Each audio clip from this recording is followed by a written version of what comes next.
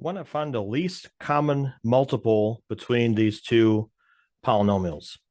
So in the past, if you've done these before with just regular numbers, what you would have done is find all the factors, then see which ones are common. We're going to do the same thing on this problem.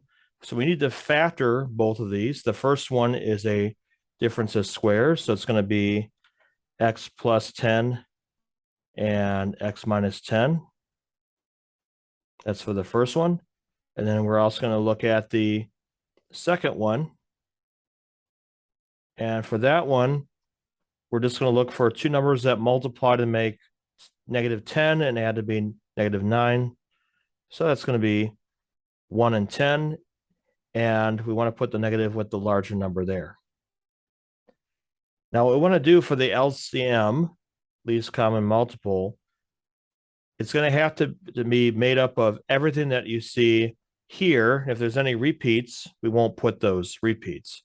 So I have an x plus 10, x minus 10 for sure needs to be in there. X plus 10, x minus 10. And then we've also got an x plus 1 we need as well. So your LCM is just going to be made up of one of each that you see here. So we have a repeated one here, so we just have to do basically these three, and that's going to be your LCM. Let's do the next one, LCM.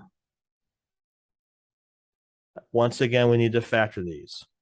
Now, the first one there, we can take out a common factor of x squared, and we get x squared minus 9.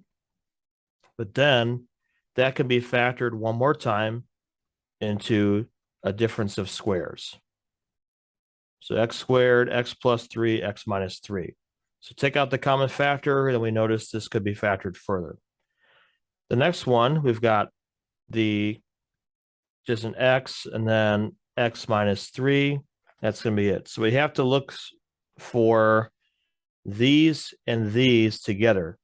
Now I've got an x and an x squared, so your LCM is going to be the higher power of x that you see.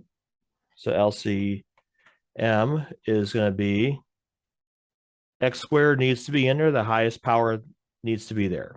Then we've got x plus 3 and x minus 3 needs to be in there as well. We already have an x minus 3 here, so it looks like we have them all covered. So your LCM is x squared times x plus 3, x minus 3. Then we'll try one more of these with the LCM. So this we need to factor out x cubed from there, and we get x squared minus 25, and that can be factored one more step, x plus 5 and x minus 5. The one down below is where pull out an x, you get x minus 5 there.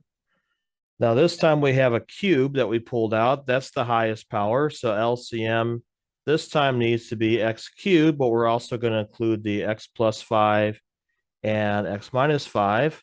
So now everything is covered with this and this together. Our LCM is made up of everything that you see here, again, minus the repeats.